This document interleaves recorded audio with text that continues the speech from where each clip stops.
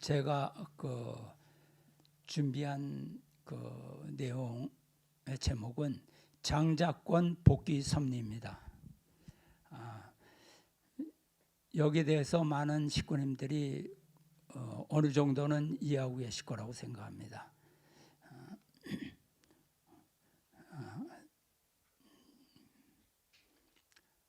하나님께서 이 천지 만물, 피조세계를 창조하셨죠.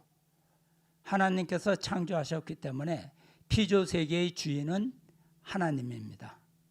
근데 이 하나님은 당신은 무용으로 계신 하나님이 유용의 실체 세계를 천지, 영계와 이 실체 세계를 창조하셨어요. 그렇기 때문에 이 실체 세계를 다스리기 위해서는 당신의 실체인 아담을 지어서 그 아담 속에 당신이 함께 하심으로써 이 실체 세계를 치리해 나가시려는 그런 계획을 하셨습니다. 그리고 그 아담을 통해서 해와를 창조했습니다. 그래서 아담과 해와가 부부가 되어서 인류를 번식해서 온 천지를 다스려라 이렇게 말씀했습니다. 하나님의 축복 말씀은 생육하고 번식하고 만물을 다스리라. 그렇기 때문에 아담과 해와는 하나님을 대신해서 피조세계를 주관합니다. 하나님이 지으신 모든 세계, 거기 때문에 천사 세계까지도 포함돼서 인간은 이 하나님이 창조하신 피조세계를 주관하게 됩니다. 그래서 그것은 하나님의 창조 이상을 실현하는 그러한 책임을 갖고 있었죠. 그런데 인간은 하나님이 피조세계를 창조하고 또 인간을 창조했어요. 그렇기 때문에 인간도 하나님의 창조물이고 이 피조세계도 하나님의 창조물입니다. 그러니까 인간이 하나님께서 인간한테 아담에게 이 피조세계를 다스리라 축복을 내려주셨지만 그러한 자격을 가져야 됩니다. 왜냐하면 인간이 똑같은 피조물로서 인간이 만물 세계를 다스린다면 만물이 항의할 수가 있어요. 참소할 수가 있습니다. 왜? 하나님께서는 이 다음이요.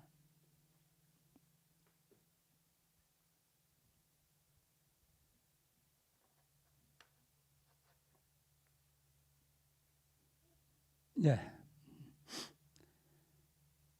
하나님께서는 이 피조세계를 창조하셨는데 만약 만물의 입장에서 인간도 피조물이고 우리도 피조물인데 어떻게 인간이 우리를 다스릴 수 있습니까? 이것은 불공평합니다. 이렇게 참소할 수가 있는 것입니다. 그렇기 때문에 하나님이 이 우주의 주인이고 다스릴 권한이 있는 것은 하나님이 창조하셨기 때문에 하나님이 우주를 다스릴 수 있는 겁니다. 그렇기 때문에 인간이 이 우주 피조세계를 다스리기 위해서는 인간도 창조성을 가져야 된다. 하나님을 닮아서 창조성을 가져야 인간이 우주를 다스릴 권한을 부여받는 것입니다.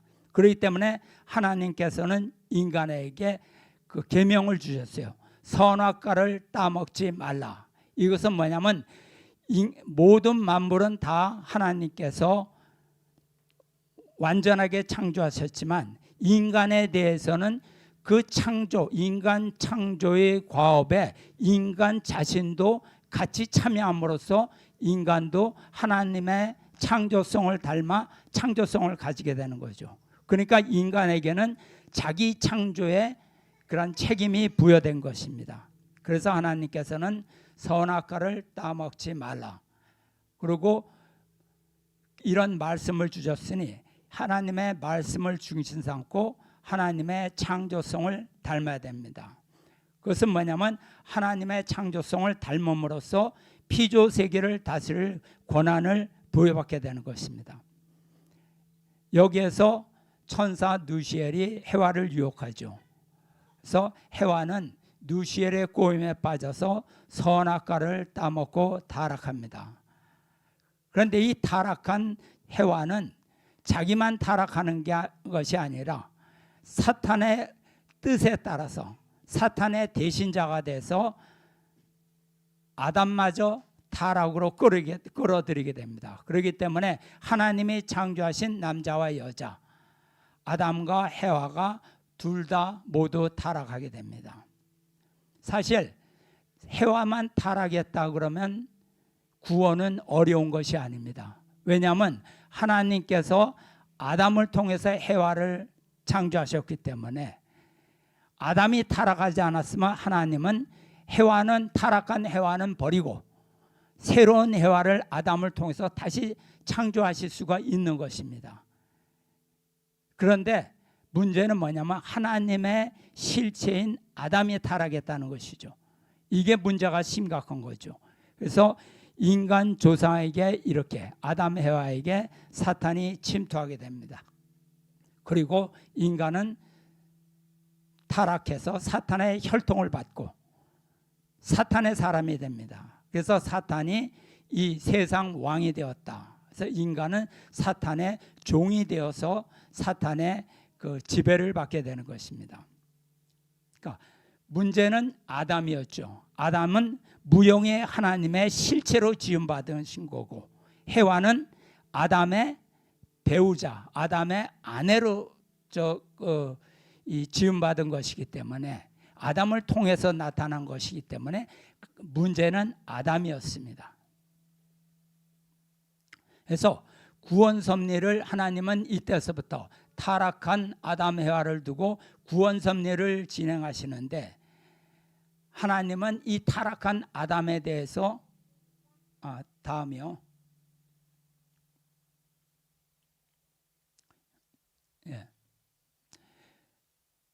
그 하나님은 타락한 아담을 직접 구원할 수가 없습니다. 왜냐하면 아담이 타락했기 때문에 아담은 타락했기 때문에 하나님이 지으신 아담과 사탄이 타락시킨 아담 두 가지 요소를 갖게 됐어요. 그래서 아담은 타락의 장본이기 때문에 그 아담 속에 선과 악이 같이 존재하기 때문에 하나님께서는 이 악을 상대하지 않습니다. 그렇기 때문에 하나님은 아담을 둘로 쪼개는 그런 일을 합니다. 그래서 이 아담의 아들을 통해서 두 아들을 통해서 먼저 해와가 타락했으니 그 해와를 타락하는 아들 가인을 두고 그 다음에 해와가 아담과 원래 아담의 상대였던 것이 해와였으니까 그 아담 해와의 타락을 상징한 것이 아벨로 그래서 가인을 악의 상징 아벨을 선의 상징으로 분립하게 됩니다. 그래서 하나님은 가인과 아벨을 두고 하나님께서는 가인은 악을 상징하는 가인은 상대를 하지 않으시고 선을 상징하는 아벨을 통해서 하나님은 구원의 역사를 펼치시게 되는 것입니다. 그래서 가인은 천사장과의 타락한 그 가인은 그 자체로서 하나님 앞으로 나아갈 수가 없습니다. 왜? 악의 상징체이기 때문에. 그런데 아벨은 원래 하나님이 계획하셨던 아담과 해와를 상징하는 그러한 채로서 아들로서 아벨이 나타났기 때문에 아벨이 태어났기 때문에 그 아벨이 하나님 앞에 나아갈 수가 있는 것입니다. 그래서 하나님께서는 아벨만을 상대하시고 가인은 상대하지 않습니다. 그래서 이 가인이 하나님한테 나아가는 방법은 원래 가인은 천사장의 상징이었으니까 원래의 주인 아담을 상징하는 아벨을 통해서 하나님 앞에 나아갈 수가 있다. 그래서 천사장이 아담을 통해서 하나님 앞에 나간다. 왜? 잘못된 것을 뒤집어야 되니까.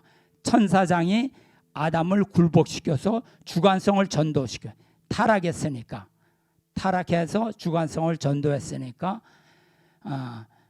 천사장은 오직 아담을 통해서, 그러니까 가인은 오직 아벨을 통해서 하나님 앞으로 나갈 수 있다. 그래서 가인이 아벨에게 굴복해야 하나님이 상대하신다. 이것이 원리입니다. 가인은 반드시 아벨에게 굴복하는 것이 하나님의 원리입니다. 그래서 차자가 장자가 되고 원래 장자인 가인이 차자의 위치로 들어가는 것이 구원 섭리입니다. 그것이 원리죠. 다음,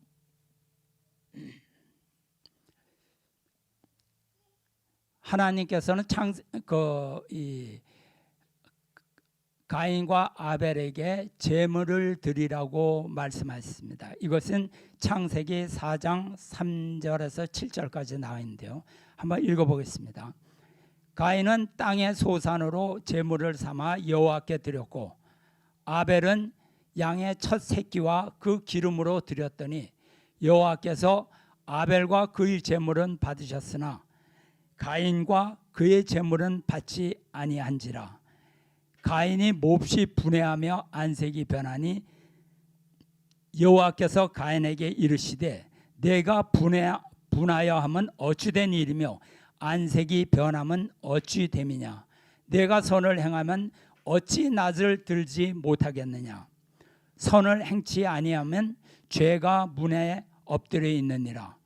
죄가 너를 원하나 너는 죄를 다스릴지니라. 이런 말씀이 여기 있어요. 그런데 여기서 우리가 눈여겨봐야 될 것은 하나님께서 아벨의 제물을 받으셨으나가 아니라 아벨과 그의 제물은 받으셨다 이렇게 얘기했어요. 그리고 가인과 그의 제물은 받지 않으셨다. 그러니까 제물뿐만 아니라 하나님께서는 가인은 받지 아니하시고 아벨만을 받으신다는 것을 알고 있습니다. 그러니까 여기서 하나님께서 가인이 몹시 분해하기 때문에 만약 하나님께서 가인의 제물을 받지 않으시면서 야 이러이러한 사건이 있어갖고 내가 못 받는 거야 이렇게 말했으면 가인이 그토록 섭섭하지는 않았겠죠. 그렇지만 하나님은 가인 자체를 안 받으셨어요. 아벨 자체를 무조건 받으셨어요. 그러니까 여기에서 가인은 굉장히 섭섭해야 합니다. 그러니까 하나님께서 내가 선을 행하면 어찌 낯을 들지 못하겠느냐. 선을 행하지 않았다는 얘기죠. 그건 뭐냐면 가인이 죄를 지기도 전에 아벨이 자라기도 전에 하나님은 그렇게 정하셨다는 거예요. 그래서 내가 선을 행치 아니하면 죄가 문에 엎드려 있느니라. 내가 선을 행치 아니하면 죄가 문에 엎드려 있느니라. 그러니까 선이라는 것이 뭡니까? 여기서 우리가 한번 생각해 볼 수 있는 건 선이라는 건 뭐냐면 하나님의 뜻에 맞는 것이 선이에요. 뭐 잘하는 게 선이, 친절한 게 선이 아니에요. 남을 도와주는 게 선이 아니라는 거예요. 화를 안 내는 게 선이 아니에요. 하나님의 뜻에 맞는 것이 선이에요. 우리가 이걸 구분해야 됩니다. 그리고 하나님의 뜻에 맞지 않는 것은 다 악으로 봐야 되는 것입니다.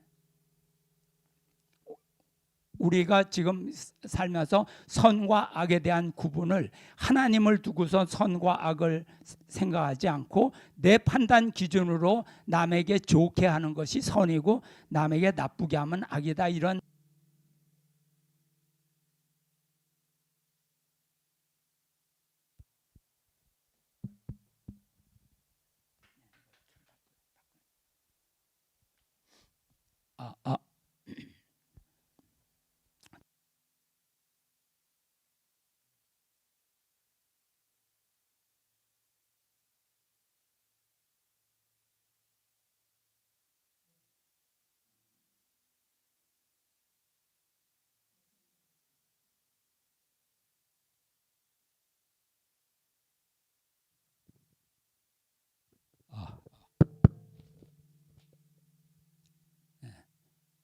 하나님께서 아벨의 제물만 받고 가인의 제물은 거부한 이유는 가인의 제물은 사탄이 취할 수 있는 상대적인 입장이다. 가인 자체가 사탄이 취할 수 있는 상대적인 입장이고, 아벨의 제물을 받지 않으신 이유는 제물뿐만 아니라 아벨 자체가 하나님이 취할 수 있는 상대적인 입장에 있었기 때문입니다. 그래서 하나님께서는 아벨의 제물만 받으시고 가인의 제물은 거부하셨습니다. 여기에 대해서 가인이 몹시 분개하신 거죠. 이 원리적인 이해를 못하면 이제 임의로 해석하게 됩니다. 현재 기독교에서는 하나님은 동물의 피를 곡식보다 더 좋아하신다. 그리고 아벨이 더 정성스럽게 드렸다. 성경에 그런 구절은 있긴 있어요, 하나. 그런데 아벨이 더 정성스럽게 드렸다. 이렇게 해석을 하지만 그것은 아니고, 이제 기독교에서 이야기를 아벨은 양의 첫 새끼를 제물로 드렸다. 가인은 단순히 곡식을 제물로 드렸다. 그렇기 때문에 하나님이 가인의 제물은 뭐 기분 나쁘니까 받지 않으셨다. 이렇게 해석하고 있습니다. 근데 그것이 아니라 하나님께서 아벨의 제물만 받으신 이유는 원리적인 질서를 세우기 위한 것입니다. 그래서 아벨이 선의 위치에 세움을 받았기 때문에 악을 상징하는 가인은 선을 상징하는 아벨의 밑에 들어가야 된다. 아벨을 앞세워야 된다. 이런 말씀이죠. 그래서 하나님은 왜 아벨을 사랑하고 가인을 미워하느냐? 가인은 천사의 입장입니다. 악의 상징체고, 아벨은 아담의 입장, 선의 상징체, 하나님의 아들의 입장이라는 거죠. 그래서 종인 천사는 하나님 앞으로 직접 나갈 수가 없고 오직 아벨을 통해서 나가야 된다. 그렇기 때문에 하나님은 가인이 하나님한테 직접 바치는 그러한 제물은 받으실 수가 없다.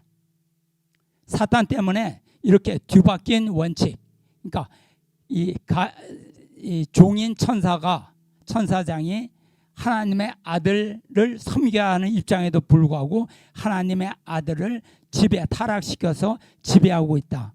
그렇기 때문에 사탄 때문에 뒤바뀐 원칙과 질서를 바로 잡아야 원리가 산다. 그런데 여기에 대해서 가인은 불만을 품고 하나님께서 경고를 주셨지만 죄가 네 앞에 죄를 행하지 않으면 죄가 네 앞에 있다. 이렇게 경고를 주셨지만 가인은 하나님의 경고를 무시했습니다.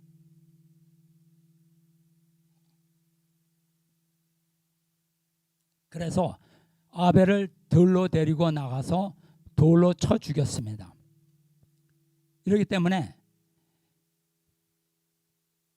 가인이 아벨에게 굴복해야 되는데 첫 번째 천사장이 아담을 치고 두 번째 가인이 아벨을 침으로써 구원 섭리는 장자와 차자의 투쟁이 계속 나타나게 됩니다.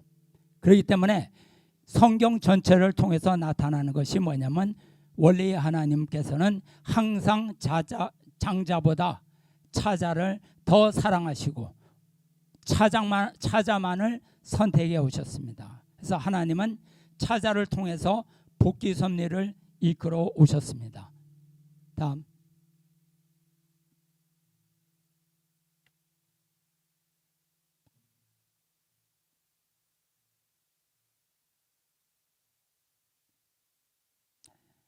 하나님께서는 이 가인에게 분명히 선한 길을 가르쳐 주셨죠. 여기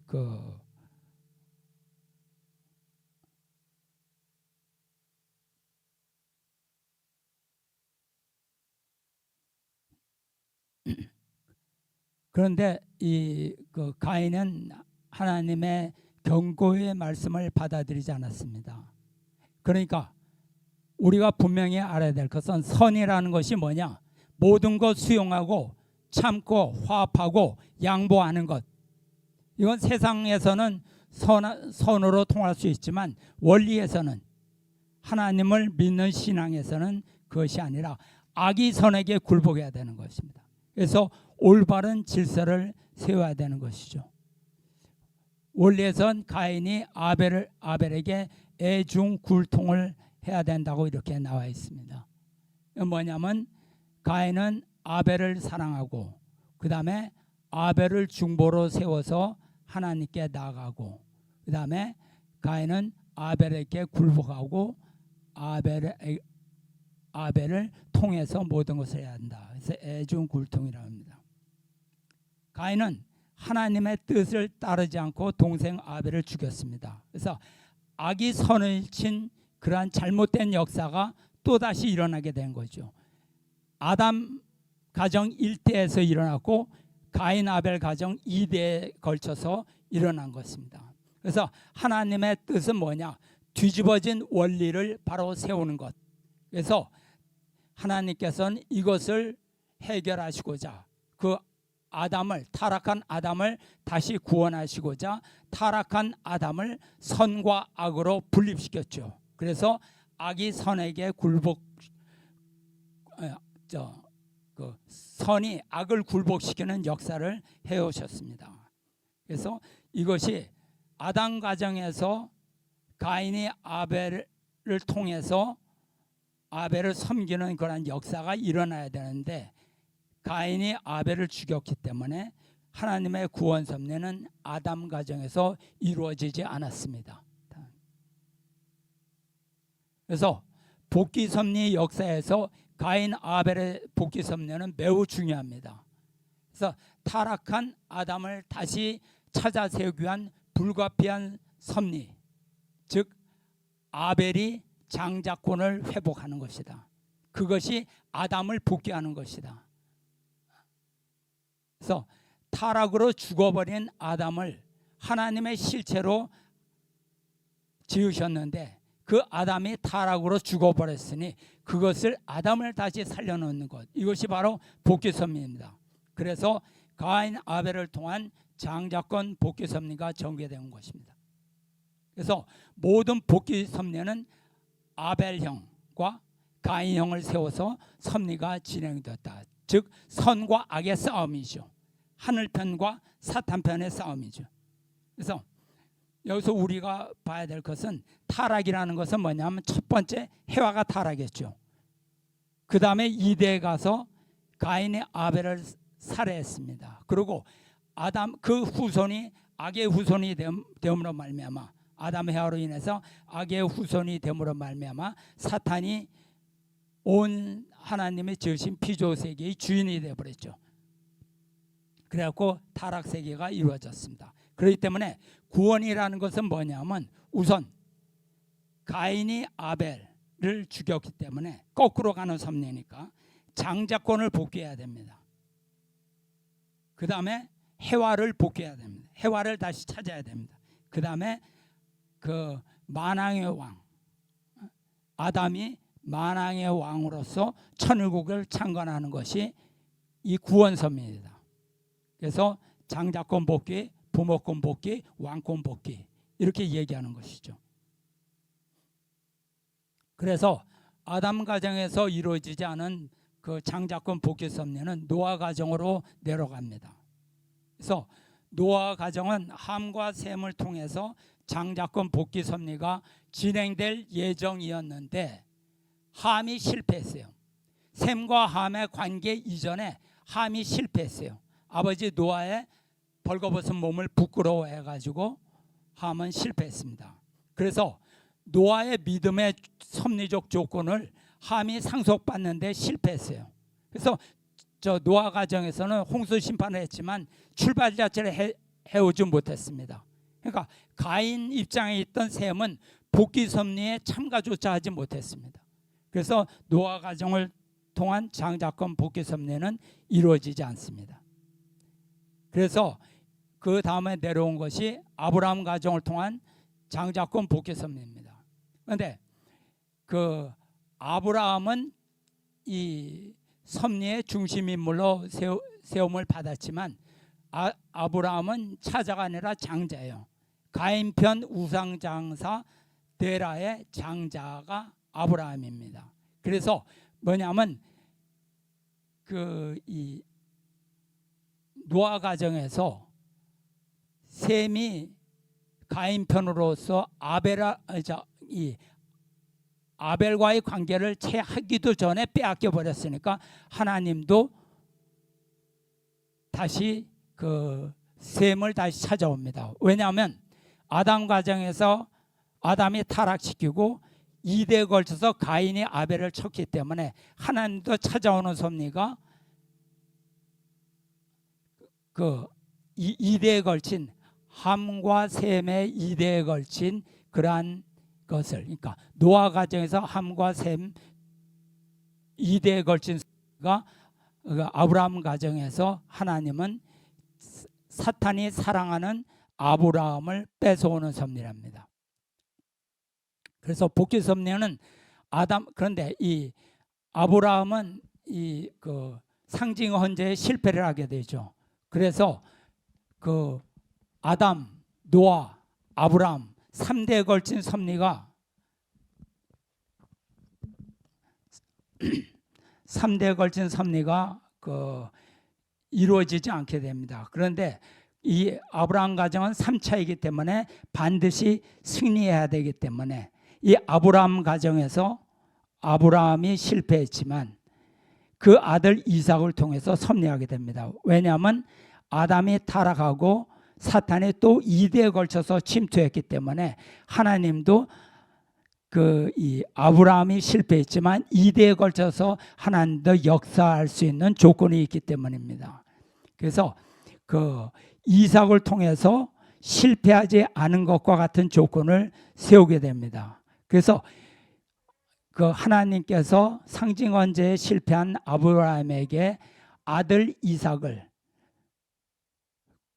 이 외아들 이삭을 하나님 앞에 번제를 드리려 합니다. 그래서 사실 아브라함의 입장에서는 이 90이 넘었었나요? 그때 얻은 이 이삭을 죽인다는 것은 자기 자신을 죽이는 것과 같은 그러한 아픔이죠.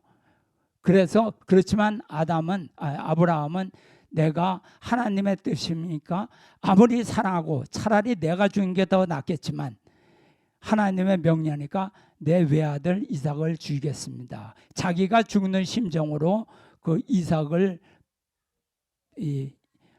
헌제를 드리려고 한 거죠. 그런데 거기서 이삭이 하나님 이제 아버지 아브라함 앞에 절대 순종합니다. 거역하지 않고 자기가 죽을 것을 알면서도 순종합니다. 그렇기 때문에 거기서 아브라함과 이삭이 일체가 됩니다. 그렇기 때문에 이삭 번제 하나님께서 그 상징 헌제를 막으시고 그 다음에 거기서 승리했기 때문에 상징 헌제의 실패를 탕감복귀하게 되는 거죠. 그래서 하나님이 아브라함을 다시 세우신 이유는 뭐냐면 아담, 노아, 아브라함은 삼수로서 완성수입니다. 그 다음에 사탄은 아담과 가인 2대에 걸쳐서 침범했기 때문에 하나님도 아브라함과 이삭 2대에 걸쳐서 빼앗아 나오는 섭리를 진행하신 것입니다. 예, 다음. 그러니까 아브라함이 상징 헌재에 실패했지만 이삭 번제에서 승리하게 됩니다. 그래서 사탄이 침범한 자기 자신을 죽이는 입장. 그래서 이삭과 함께 죽었다가 사탄 분립과 동시에 다시 살아나는 그런 조건이 생겨야 됩니다. 그래서 이삭과 아브라함은 개체는 다르나 뜻으로는 일체가 됩니다. 그래서 장자권 복귀 섭리가 아브라함 가정에서 이삭 가정으로 이어지는 거죠. 그래서 이삭 가정에서 그 안에 리브가를 중심한 에서 야곱의 장자권 복귀 섭리가 일어나게 됩니다. 그래서 리브가의 복중에서 아기를 뵀을 때 이 복귀 섭리 거기서 이 형제가 싸웠다는 얘기가 납니다. 복중에서 에서와 야곱이 싸웠다. 그런데 그래서 거기서 형이 먼저 나오고 에서가 먼저 나오고 동생은 형의 발꿈치를 잡고 나온다. 그래서 복중에서 장자권 복귀 섭리의 싸움이 있었다는 것을 나타내는 것입니다. 그래서 이것을 통해서 뭐냐면 장자권 복귀가 얼마나 중요한 섭리인지를 우리에게 알려주는 것이죠.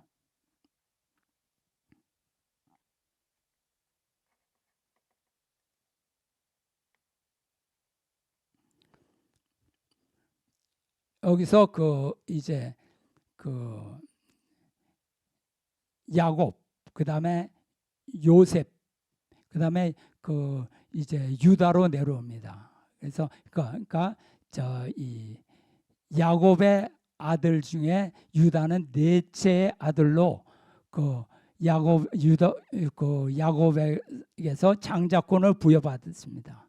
그리고 이 유다는 유다의 며느리가 다말이었는데 이 다말로 인해서 복중 장자권 복귀 섭리가 승리하게 되죠. 그래서 다말이 유다의 며느리로 들어왔는데 그 첫째 아들 엘이 하나님의 노여움을 사서 죽게 됩니다. 성경에는 왜 저 노여움을 샀는가 얘기는 잘 안 나오지만 이 하나님의 노여움을 샀다고 나왔습니다. 그래서 그 당시에 이 이스라엘 전통은 뭐냐면 첫째 아들이 죽어서 그 씨를 못 받게 됐을 때는 둘째 아들이 그 형을 대신해서 형수와 잠자리를 같이 해서 씨를 갖게 됩니다. 그렇지만 둘째 아들로서 씨를 받았지만 그 아들은 첫째 아들, 그 장자의 아들이 되는 것이죠.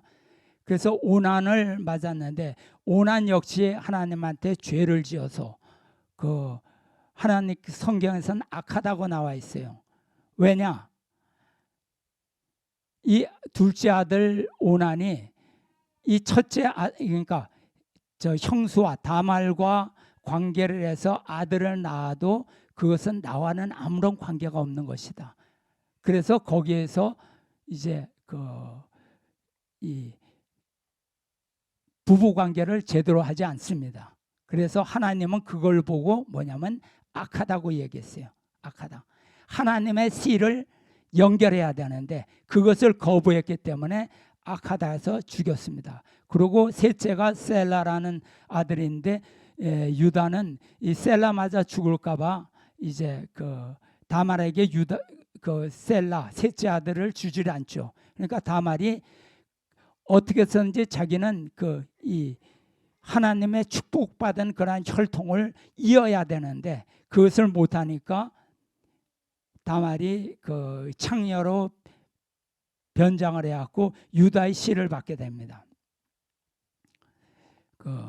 그래서 다말의 복중에서 다말이 그래서 임신하게 되니까 유다가 자기 며느리가 임신했다는 소리를 듣고 분노를 하게 됩니다. 유다가 저거 했던 거는 창녀인 줄 알고 한 거죠. 그런데 그걸 알고 잡아다가 불태워 죽이려고 했는데 이제 다말이 유다의 씨를 받았은 증거를 보여주는 거죠. 그래서 다말이 유다의 허락을 받고 이제 유다가 자기 마음을 고쳐가지고 다말을 나보다 더 낫다 이런 축복을 하게 되죠. 그래서 다말의 복중에서 이제 쌍태가 있는데 형이 먼저 나왔습니다. 그래서 그 손목에 붉은 실을 묶여줬는데 그 손에 들어갔어요. 그리고 나중에 이제 동생이 나오는데 이제 손에 묶지 않는 동생이 먼저 나오고 이제 형이 나중에 나왔죠. 그래서 형을 세라라 그러고 동생을 베레스라 그러는데 거기서 복중에서 형과 동생이 싸워서 형이 먼저 나오려는 걸 동생이 거기서 이겨가지고 이제 복중에서 복귀가 되는 거죠. 그래서 베레스의 그러니까 차자이지만 장자로서 태어난 베레스의 후손에서 다윗 왕과 예수님이 탄생하게 됩니다. 그래서 그래서 다말은 기독교에서는 이것을 잘 이해하지 못하기 때문에 아주 음란한 여자라고 이렇게 얘기를 하지만 실제로 그 복주행 복귀를 섭리를 완성한 의롭고 위대한 섭리적 여인이죠. 그래서 다말을 통해서 예수님의 가계가 이어지게 됩니다. 그래서 아브라함 가정을 중심한 복중 복귀 섭리는 완성이 됩니다. 그리고 이제 모세가 이어져요. 그래서 모세는 민족적 가나안 복귀노죠. 민족적 그 하나님의 땅을 찾아가는 그러한 중심 인물이죠. 그래서 가나안 복귀라는 것은 사탄의 지배에서 벗어나 하나님의 지상 천국을 건설해 나가는 것입니다. 사탄으로 인해서 사탄이 세상 왕이 돼서 세상을 지배했기 때문에 그것을 깨치고 나가서 하나님의 지상 천국을 찾아가는 것, 이것이 가나안 복귀입니다. 그래서 하나님은 이 모세가 바로 궁중에서 둘째 아들로 자라도록 섭리를 하십니다. 그래서 모세의 어머니 요게벳이죠. 찬송가도 많이 인기가 있는데, 요게벳이 이제 모든 바로가 아기를 다 죽이라는 명령을 받고 3달 동안 몰래 기르다가 도저히 안 되겠으니까 이제 바로 공주가 목욕을 하는 상류에 올라가서 상자에 넣어가지고 띄워 보냅니다. 간절히 기도했겠죠. 그래서 바로의 딸이 아기를 자기의 양자로 입양을 해요. 그래서 모세는 바로 궁중에서 차자로 자라게 됩니다. 그래서 민족적 장자권을 복귀. 그건 뭐냐면 원래 모세의 사명은 그러니까 이스라엘 사람들을 학대하는 애굽 병사를 때려 죽여가는 것이 모세의 일은 아니었어요. 모세는 바로 궁중에 들어가서 거기서 차자로서 자라서 장자인 바로를 굴복시켜서 이 바로 궁중의 장자 왕이 되는 것이었죠. 그래서 이스라엘 국민을 끌고 나와야 되는 것입니다. 그렇지만 모세는 민족에 대한 연민으로 애굽 병사를 죽여버립니다. 그러니까 그 사건으로 인해서 모세는 이스라엘 민족에게도 인정을 받지 못하고 애굽에도 쫓겨가지고 광야로 도망갑니다. 그래서 광야 40년을 보내는데요. 만약 모세가 광야로 쫓겨나지 않고 바로 궁중에서 형 바로의 왕권을 쟁취해서 장자권을 거기서 복귀했다면 훨씬 더 쉽게 뜻이 이루어졌겠죠. 그래서 출애굽에서 가나안 정복의 길을 가야 됐었는데 그러한 길을 돌아서 가게 됩니다. 그렇지만 이러한 모세가 바로 궁중에서 장자권 복귀에 실패했지만 모세는 하나님에 대한 불변의 충정은 변하지 않았기 때문에 충정이 있었기 때문에 광야 40년을 지난 터전 후에 하나님께서 다시 모세를 부르시죠. 그래서 모세는 형인 아론이 모세를 받들어 모심으로 말미암아 모세의 형이 이 받들어 모심으로 말미암아 장자권이 복귀되는 입장에서 모세는 섭리를 이어갈 수 있었습니다. 그래서 하나님은 아브라함 가정을 통해서 승리한 장자권을 모세에게 축복하셨죠. 그런데 이제 이스라엘 민족을 끌고 나오는 도중에 이스라엘 민족이 모세 속을 굉장히 많이 새겼죠. 결국 모세는 반석을 2번 두들겨으로 말미암아 섭리적 중심 인물을 상실하고 그것을 대신 잇는 것이 여호수아였습니다. 그래서 여호수아 갈렙을 중심한 장자권 복귀 섭리. 모세가 반석 이타로 섭리는 여호수아에게 넘어갔습니다. 여호수아와 갈렙은 40일 가나안 정탐 후에 가나안 정복을 해야 됩니다. 이렇게 믿음의 보고를 했어요. 나머지 10지파의 사람들은 하지 말자고 방해했죠. 그러니까 하나님께서는 여호수아 갈렙을 선택하셨습니다. 그래서 이스라엘 백성이 모세와 아론의 뜻에 반역하고 그 두려움에 빠져가지고 우리 다시 돌아가야 된다 이렇게 얘기하니까 결국 가서 그 이스라엘 민족은 1세들은 모두 다 광야에서 쓰러졌죠. 그래서 하나님께서는 그 정탐꾼의 그 보고를 악한 보고라고 하셨어요. 여기서도 악이 나옵니다. 이건 뭐냐면 악이라는 것이 우리가 논리로 생각해서 만약 이 이스라엘 백성들이 봤을 때 자기네들이 10명이 12명 중에서 10명이 그런 보고를 했다면 사실 그들이 볼 때는 이건 뭐 저 어렵고 이건 불가능합니다. 이런 보고를 할 수 있어요. 얼마든지 논리적이고 이성적일 수 있습니다. 그렇지만 그것은 하나님의 뜻에 어긋났기 때문에 하나님께서는 그것을 악이라고 하신 것입니다. 그러니까 우리가 선과 악에 대한 그러한 그 판단 기준이 우리 이 신앙자에게서는 하나님 중심으로 그것을 판단하는 것이 세상적 판단으로 사탄 세계의 판단으로 논리적으로 판단하는 것이 아닙니다.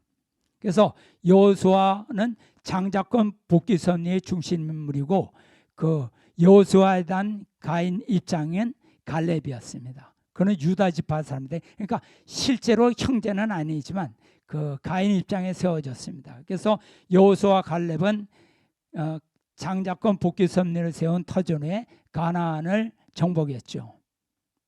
그래서 여기서 뭐냐면 그 가나안 땅이 그 정말 크고 거기 있는 사람들이 힘이 세고 강하고 우리는 그 우리 이스라엘 백성들 그 2세들 힘없는 그 정말 광야에서 거지처럼 생활하다 간 사람들이 정복하기 어려웠지만 여호수아 이 성경 6장 2절 보면 여호와께서 여호수아에게 이르시되 보라 여리고와 그 왕과 용사들을 내 손에 넘겨 주었으니 이런 말이 있습니다. 이것은 뭐냐면 하나님께서 정하신 거예요. 가인과 아벨이 자기 책임을 하나가 돼서 장자권 복귀해 가지고 갈 때는 하나님은 승리를 거기에 보장하시는 겁니다. 그러니까 이것이 그 우리가 볼 때 이 하나님께서 가시는 그 길에 우리가 원리적인 길을 맞춰드리면 승리는 하나님께서 가져오신다. 내가 하는 게 아니라 내가 잘나서 하는 것이 아니라 이렇게 생각해야 되겠습니다. 예수님과 세례 요한을 중심한 장자권 복귀 섭리를 보겠습니다. 예수님은 세계적 가나안 복귀 노정의 중심 인물입니다. 그리고 예수님에 대한 가인형 인물은 세례 요한이었죠. 그렇지만 세례 요한이 불신했어요. 그래서 예수님은 세례 요한이 예수님을 모셔야 되는데 세례 요한이 책임을 다하지 못함으로 말미암아 예수님은 세례 요한의 입장으로 내려가죠. 그래서 40일 금식과 그 3대 시험을 받게 되죠. 그래서 거기에서 승리함으로 말미암아 아벨 위치를 예수님께서 확보하게 돼요. 그런데 이스라엘 민족의 반대함으로 말미암아 예수님께서는 십자가의 길을 가게 됐습니다. 하지만 예수님은 영적으로 그러니까 십자가에 돌아가신 다음에 영적으로 제자들을 찾아가서 제자들을 통해서 로마를 정복합니다. 그래서 영적으로 세계적 장자권 복귀 섭리를 진행했어요.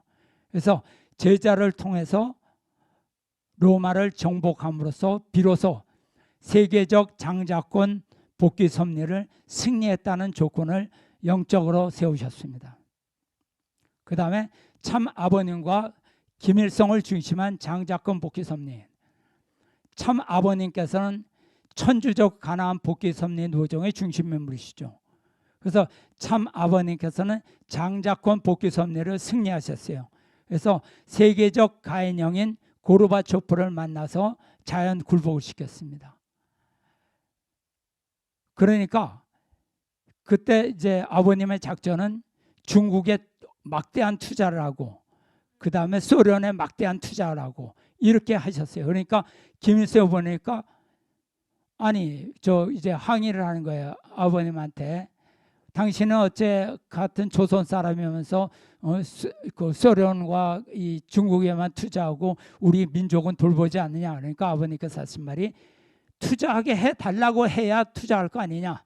이렇게 얘기하니까 이제 그때 김일성이가 아버님을 초청하게 됩니다.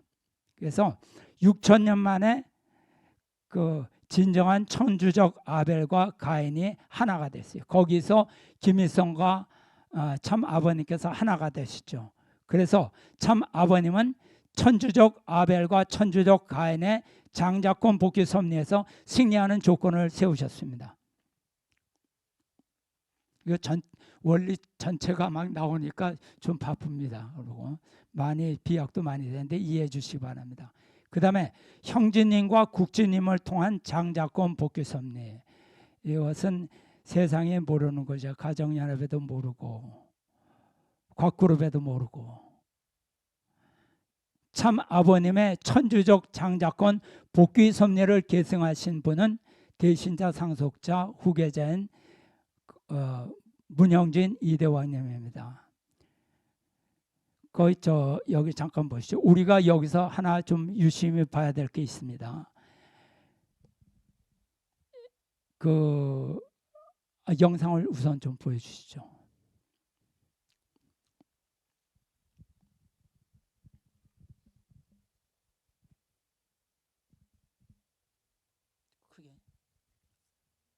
특히 우리 영진 동생하고 형진 동생 정말 사랑했어요. 정말 내 아들처럼 사랑했어요. 특히 우리 영진 동생은 그 동생보다 더 완벽한 사람이 있을 수 없습니다. 너무 똑똑하고 모든 것은 잘하고 모든 형제 사랑하고 정말 사랑했어요.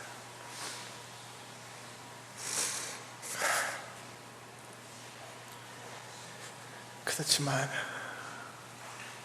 우리 동생 사고 나기 전에 저한테 부탁했어요. 정말 형진 동생 지켜주고 잘 되게 만들라고 도와주려고.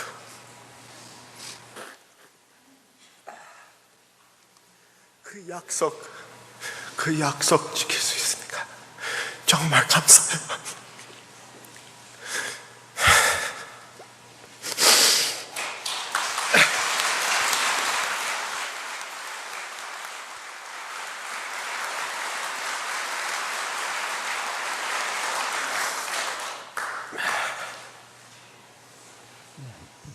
됐어요. 예, 여기 보게 되면 국진님이 동생을 지켜주고 도와주겠다고 여기서 분명히 말씀하십니다. 그래서 아버님께서는 가인과 아벨이 승리했다 이런 축복을 내려주셨죠. 약속을 했어요. 내가 동생을 지키고 도와주겠다. 이런 약속을 목숨을 걸고 하겠다 이런 말씀을 했습니다. 여기 보면 한 시어머니도 이러한 약속을 했습니다. 참부모님 최종 일체권 완성 선포에서 여기에 보면 요때의 사건을 중심삼고 여기에 한국과 금의 방침을 비밀리에 어머니하고 약속한, 어머님은 틀림없이 아버님과 일치되어서 나간다고 약속한 그 시간입니다. 약속했기 때문에 그 약속을 통해서 구약, 신약, 성약 시대에 완성, 완결, 완료의 시대를 맞아 참 아버님과 참 어머님과의 최종 일체권을 완성, 완료된 전체 전반 정권 전능의 시대를 봉헌함으로 표함. 2010년에 이렇게 말했습니다. 약속을 통해서 참부모님 최종 일체권을 하늘 앞에 봉헌했어요. 그러므로 말미암아 참 어머니와 참 아버님은 하늘 앞에 완성, 완결, 완료된 참 부모가 된 것으로 인정을 받은 거예요. 분명히. 그 다음에 아까 국진님께서 말씀하신 동생을 목숨을 걸고 지키고 도와주겠다 약속을 했어요. 그래서 아버님께서는 승리한 가인 아벨로 말씀하셨어요. 그리고 아버님께서 여기서 한 시어머니와 최종 일체권이 완성 완료됐다 했어요. 아버님 완성 완료했습니다. 여기 이 자리에서 한 시어머니도 완성 완료한 거죠. 그런데 나중에 가서 한 시어머니는 다 배신했어요. 자기가. 그러니까 약속해가지고 자격을 부여받았는데 나중에 자신이 떠났어요. 그 자리를. 그러니까 약속한 자리는 있지만 자기는 없는 거예요. 무슨 말인지 이해됩니까? 약속은 해갖고 참 아버님과 참 어머니 자리는 하늘 앞에 봉헌됐어요. 그 자리는 있어요. 그런데 한 시어머니가 독생녀가 됐어요. 나갔어요. 그렇기 때문에 한 시어머니는 실패한 거예요. 왜? 하늘 앞에 봉헌해갖고 아버님은 그 자리에 계시니까 아버님은 완결 완료된 참부모님이에요. 근데 한 시어머니가 약속을 떠나고 아버님 혈통 다 부정했어요. 그래서 자기가 떠났어요. 그러니까 그 자리에 없는 거예요. 그 자리에 있다고 하지 말라고. 그런데 국제님이 약속을 했어요. 그 후에 국제님은 뭐 하셨냐? 가인 국제님은 아벨 형제님께 왕관을 씌워주시고 경배를 하셨습니다. 약속을 지켰어요. 완료할 수 있어요. 그리고 천일궁을 왕님한테 봉헌했습니다. 그래서 이것은 뭐냐면 형제님과 국제님은 천주족 승리를 실체적으로 계승발전하지. 실체적으로. 아버님과 고르바초프가 만났어요. 그렇지만 고르바초프가 아버님과 화해를 하고 악수를 하고 얼싸안았지만 고르바초프가 아버님을 만왕의 왕으로 모시지 않았습니다. 김일성이 아버님과 만나서 하나가 돼가지고 얼싸안고 정말 김일성도 아버님을 좋아하시고 화해를 했지만 김일성이가 아버님을 만왕의 왕으로 모시지 않았어요. 그런데 국진님은 형제님한테 왕관을 씌워주시고 왕포를 입히시고 경배를 했어요. 만왕의 왕으로 실체적으로 모신 것이죠. 그렇기 때문에 참 아버님의 참 자녀로서 장자권 복귀가 실체적으로 완성, 완결, 완료된 것입니다. 이게 국제님의 위대하신 분이에요. 이로써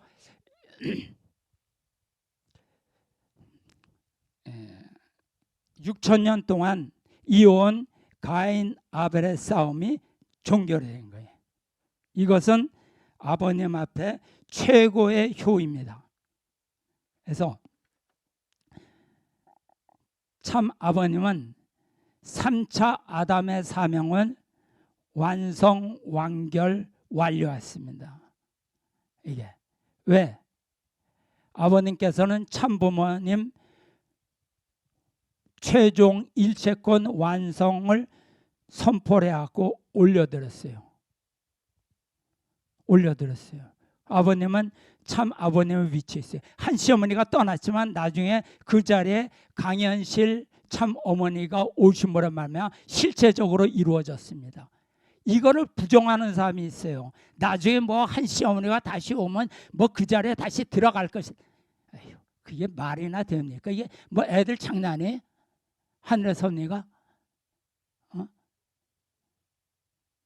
뭐 주고받고 막 바꿔치기 하고 이럴 수 있는 거예요? 하늘의 섭리를 장난으로 생각하고 있어요.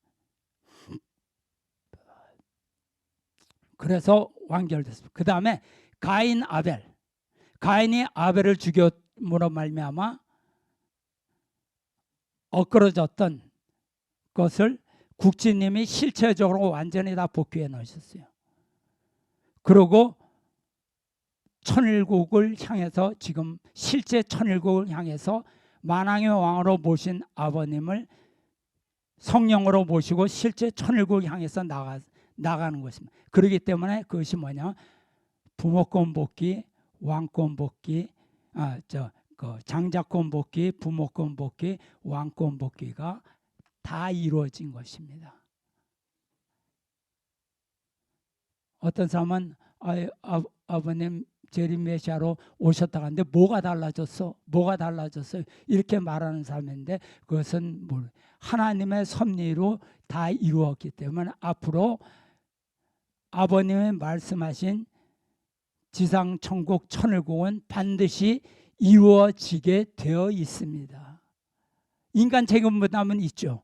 그렇지만 하나님이 역사하게 되어 있는 거예요. 이 여리고성을 무너뜨렸듯이 하나님은 그렇게 하기로 결정을 하셨으니까 모든 것이 이루어집니다. 참 아버님이 다음에 참 아버님이 세우신 복귀된 가인 아벨은 승리하셨어요. 가인 국진님과 아벨 형제님을 통해서 실체적 장자권 복귀 섭리가 승리했습니다. 그래서 하나님께서 살리시고자 염원하시던 첫째 아담은 아버님을 통해서 형제님으로 완벽하게 부활하신 것이죠. 그래서 지상에 3대 왕권이 착질하신 거예요. 하나님의 뜻이 모두 다 이루어진 것입니다. 그래서 참 아버님께서 문 형제님과 문 국진님의 손을 잡고 같이 억만세를 부르시면서 기뻐하시던 이유입니다. 그래서 사탄에게 유린당했던 가인 아벨 복귀, 참부모 완성이 이루어지고 사회기대와 3대 왕권이 지상에 안착되었으니까 하나님과 참 부모님의 성령의 역사로 3대 왕권 천일국 헌법과 철장 권세로 지상 천국 천일국이 세워질 것입니다. 아주 하시죠? 다 같이 아주. 예, 이상으로 마치겠습니다. 기도하겠습니다. 사랑의 아버지 하나님, 오늘 장자권 복귀 섭리라는 제목을 가지고 태초에 인간 조상 아담으로부터 시작된 그런 하나님의 구원 섭리 역사가 6,000년이 지난 참 아버님 3대 왕권에 와서 비로소 이 모든 것이 뜻이 이루어진 것을 저희가 원리를 통해서 알게 되었습니다.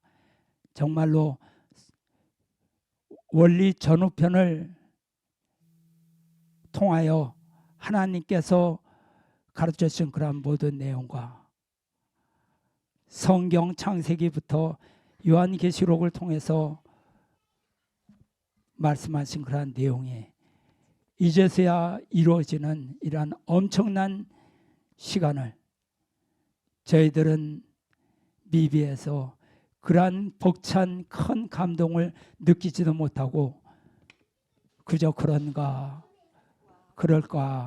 이런 마음으로 섭리를 지켜보는 이 부족한 모습을 저희들 용서해 주셨고,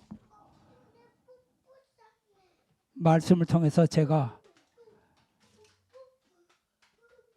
장자권 복귀 섭리를 제대로 설명하지 못한 잘못이 많이 있음을 저는 잘 알고 있습니다. 그렇지만 이것은 저의 설명과 저의 능력이 부족해서 일어나는 것이고, 하나님의 섭리는 아담 가정을 통해서 잃어버렸던 3대 축복의 말씀이 참 재림 메시아 참 아버님 3대 왕권을 통해서 완벽하게 이루어져 가고 있고, 또 이루어짐을